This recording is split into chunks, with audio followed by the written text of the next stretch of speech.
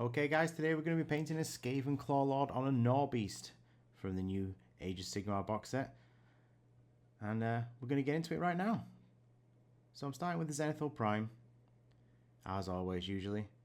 And just so I can see where my highlights are. But what I haven't done is I haven't actually affixed the Clawlord to the Gnaw Beast, because I want to be able to get into some of those details separately. Now I've started on the flesh areas of the Gnaw Beast with a really deep red base coat, and it's because I want this to come through in some of the other colours I'm going to put on top.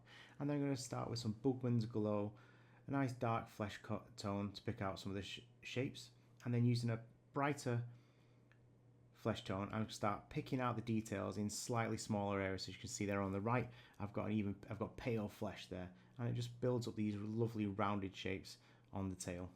Now I'm just using some Garagaksua, one of my favourite contrast paints, just to quickly get into some of the wood on these areas of the base that are wooden.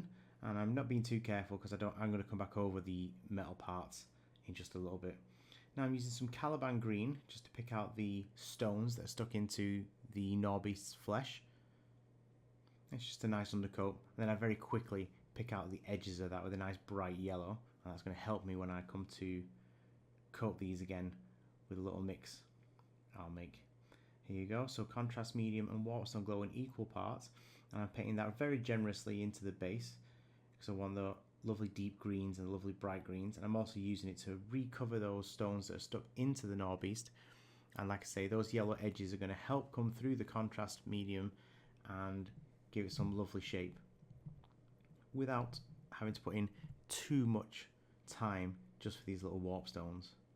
Okay, now I've got a little mix I made here. I can't even remember what was in it, but it's lots of flesh colours and browns and reds and purples to give this sort of deep orangey browny flesh colour, which I mixed with contrast paint and just lathered it over the top of all the flesh. And then I'm using this mixture of Administratum Grey and Bugman's Flesh just because I want to desaturate the flesh colour a little bit when I come into the fur.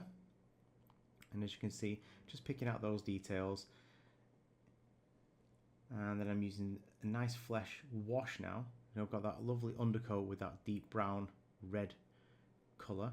I'm just using a fairly watered down flesh to come over the top in the higher areas so the skin has that stretched, sickly feel. And then using some increasingly pale flesh colours, slightly less watered down, to pick out some of the higher areas and give it some shape. Now with the mix of Caliban green and gold metallic from Vallejo, I'm going to go over the gold or these metal areas, and I want it to have this kind of green feel because I think if a pure gold colour look a bit unnatural, and it also gives it a little bit of light that would be coming from that warp puddle. And then some Troll Slayer orange and some Retributor armour just for the metal area of this little bridle that he's got on there. Then I'm giving it a wash in some green. Some Frost Heart blue, quite watered down. And it's going to give these metal areas a nice patina. Again, with not too much effort. Then I'll pick some of those details back out with the base colour. Now I'm just using some Berserker Bloodshade to give the teeth some shape and a little bit of a dirty, sickly, shiny feel. And then I'm just dry brushing those metal areas with some silver, just to bring out some of the high points and the highlights. And then just back into the strap with some flat black, just so there's leather holding all those metal shapes together. Just being very, very careful not to get into any of the details. Now we're on to the Clawlord himself. I'm using that same wash of Warpstone Glow to go over the blade itself, and then I'm just dry brushing it very, very carefully with some Caliban green, a lovely dark green. And then those dark green colours, when they're dry brushed onto it, really give you that reverse glow effect. And then with the same Retributor armour and Troll Slayer orange, I'm painting all of the metal parts of him, all of his armour, everything nice and simple.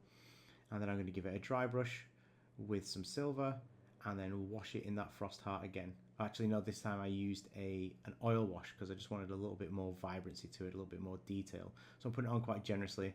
I'll wick it away where I don't need it and leave it to dry. And then some Flesh Tearer's Red for the entire cloak, nice and generous, and some Garagaxua for the wooden parts of his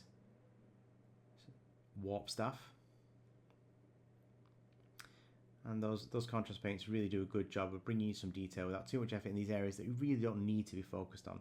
Then I'm using some Lead Belcher for his chainmail and for his weapon.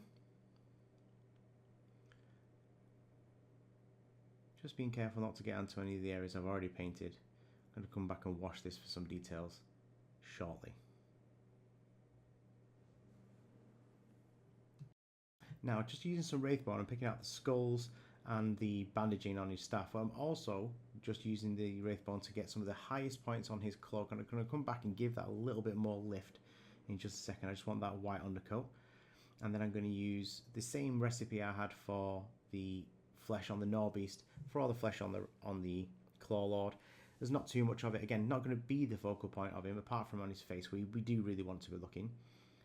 And now you can see here, using some Mephiston Red, which is a little bit watered down, and going back and washing over those areas that are highlighted with the Wraithbone on the cloak. And what this does is it just brings out those folds and really lends itself to bringing the shape to life. Lovely bright colours, lovely bits of contrast. Okay, now I'm using the same Berserker Bloodshade, and I'm just dropping that into the areas around the open wounds where the stone sticks through and where there's lots of cuts and bruises and all that kind of thing, and anywhere that I want to look particularly sore. And then now I'm just doing the whole base in a nice dark brown, the stones in a nice sort of not too dark but fairly medium grey, and then I'm picking out some of the details on the stone with some brighter grey, just being a little bit sketchy and rough there. I don't need to be too careful. I just want to bring out those details, give it a little bit of life on the surfaces. And I'm going to dry brush the entire thing in a slightly brighter brown. I think this was Zamizi Desert. And then edge the whole thing in a nice flat black just to clean it up. And it really just brings the whole base together. You can see there on the right where the dry brushing has dried. I even did that on the stone as well because it just ties it all together nicely. Just being careful not to get into any of the green. We want those to be two separate areas so it's got a life of its own. And there you go. You can see him in all of his glory, looking absolutely fabulous.